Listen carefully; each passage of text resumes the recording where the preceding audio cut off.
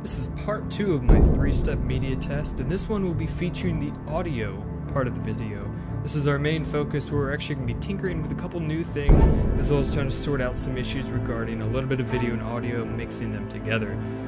Now, the last video was a look at the Zerg regarding StarCraft 2's multiplayer. In regards to this one, we're going to look at the Terran, and obviously the next one we're going to look at the Protoss. And in this video, as I mentioned earlier, we're going to be putting the audio with the video. In the next one, we're going to be putting animation, audio, and video all together and have this nice panoply of entertainment. So this one, all we're going to do is just analyze what's going on in video and simply just talk. So have a seat, sit back, and relax, and here we go. Starting off with Terran, we're on a map that is 1v1. We have no clue what the other enemy is, so all you can do really is just rack up as many resources as possible and just try and keep the supply down as low as you can. Now, the trick that I try to do is at least at 9 of 11, I try to make my first supply depot. Some people go until 10, some people go until 11, but it just seems to work well for me. There's a brief lull, though, before you can make your next SCV right after you make the supply depot, but it's not big enough to be game-breaking. Now, the issue with this is that right from the get-go, the biggest advantage that the Terrans have are, hands down, their surveillance.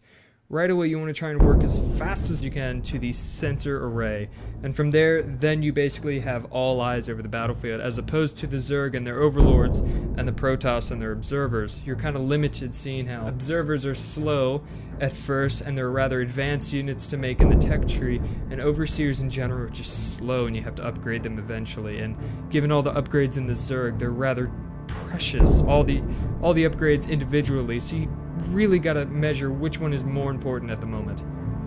So in this case, we're bringing up our first barracks already at 2 supply depots, and then you can actually bring in the refinery and try and get some gas going on. So you at least want to have, if you want to have a pretty fast front in regards to making quick infantry on the draw, at least have maybe 3 to 4 barracks, from what I know from my experience.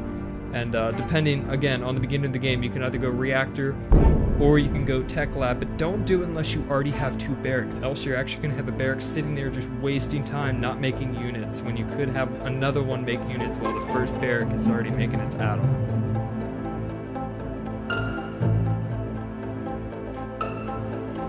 Now, some people try to actually scout the map using a scavenger such as drone, probe, or SCV. This is something that I've been experimenting with lately, and that is trying to use the most basic combat unit to go and scout. They're a little bit slower than the scavenger, however, they're not going to die as quickly, and they can actually put maybe a bullet or 2 into the enemy and maybe hurt them a little bit, especially in the case of the single Marine, before they run away. And mind you, you gotta be aware of where the Marine is going, because if you just let him run anywhere and not pay attention to him, then yeah, you're just going to waste him, he's going to run out, he's going to die, and all you're going to do is just hurt the enemy a little bit. So that's why I try to put him in a 3rd control group, get that quick access to him. Once he gives the red light and says, hey, I'm being hit, immediately control him, pull him back, at least know that he shot someone, and I already know where he is by that time. Now, given the fact that this is, again, a 1v1 map, this is an easier tactic to do. However, when you have a map that requires, 4 slots, at least 4 areas on the map where the enemy could be, this gets a little bit more tedious. Then it might actually be better to use a scavenger, because they are faster. But again, it's a scavenger that you could be using to collect your minerals. Now, see, this is that tactic that I was mentioning earlier at the above area with the 2 barracks. I already had one barrack that was just churning out Marines while the other one was making the tech reactor. Now they do the handoff. The barrack making the tech reactor is now going to be churning out marauders and upgrading the tech reactor, and the other barrack is already going to be making the actual clone reactor. So in this case, once they both are done, like they just did right there, then I can move on to either my factory or make another barracks.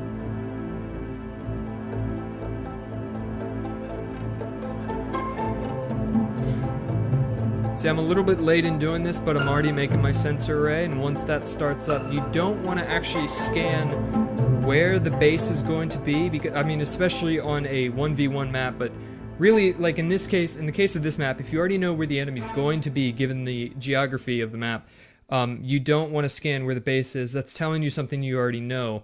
What you actually want to be doing is figuring out where they're going to put their army. That's what you want to look for. And so, see, in this case, yeah, I wasted. I scanned the base. I don't know what their army is. I don't know if they're light or heavy or what they have doing, if they have Zerglings or Roaches or even Hydralisks at the moment. So, in this case, I want to scan a little bit above, kind of more towards the ramp, see where my army is. That's where most people, and AI included, decide to put their armies, is right there at the ramp where it's easy to defend. If you scan there, you'll be able to see the army just as they are, just sitting there in stalemate, and you'll be able to figure out what kind of resources and or units you're going to need and or spend to make to counter that army. See, now I don't really know, so all I can do is just do what I've been doing, and that's making Marines and Marauders. In regards to going advanced after you make the barracks, you can either go Ghost Academy or the factory. Now, my thing is, when you have the option to fly, why fly then instead of walk? And what I mean by that is, don't go for an advanced infantry unit when you already have infantry. Go for something you don't have. Add more variety. So in this case, go to the factory. That'll give you vehicles, and more importantly, that'll get you the starport, which is all your ships and planes and trains and automobiles and so forth. That's what you really want to go for, is the air, because just air gets rid of in that case, air gets rid of all of those units, and none of them could attack the air. And in the case of those units, and looking at my army, I planned wrong. I need to go on anti-infantry, not on anti-infantry and armor. So to counter that, I made Widow Mines, which are great anti-anything, really. They can take out an Oracle in one hit, they can take out a group of Marines in one hit. In this case, they're going to take out a group of Zerglings if they're all tightly knit together in one hit.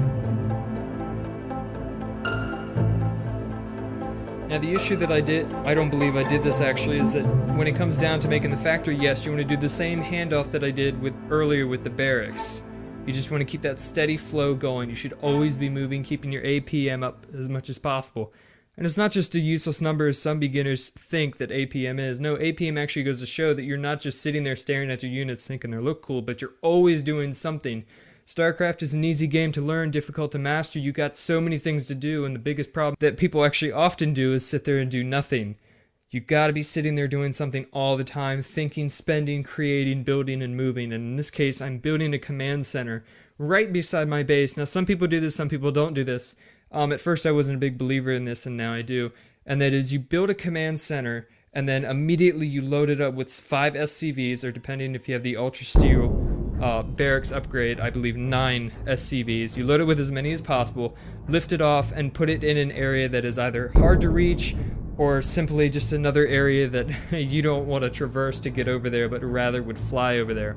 And it's a lot easier. The command center can just land right then and there, unload its payload, and already have resources being harvested.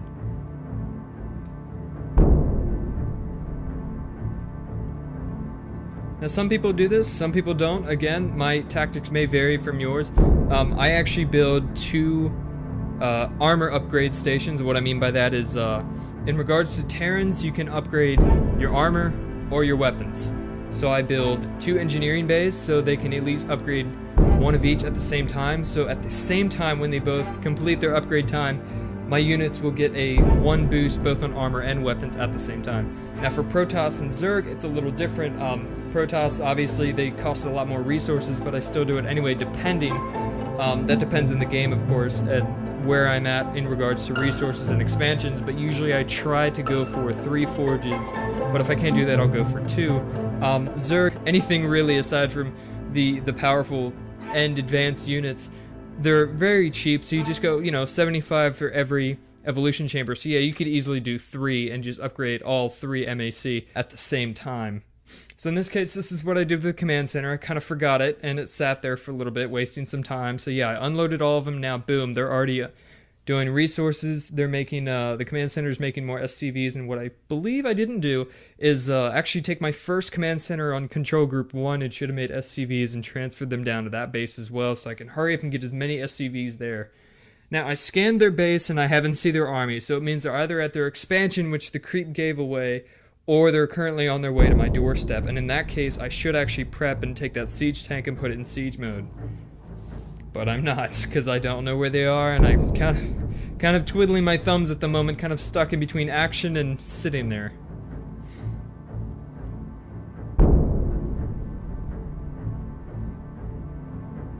The problem with moving your armies sometimes, and I believe the game did this a long time ago, and maybe a patch perhaps fixed it, but What the units used to do is they used to all travel together in a pack.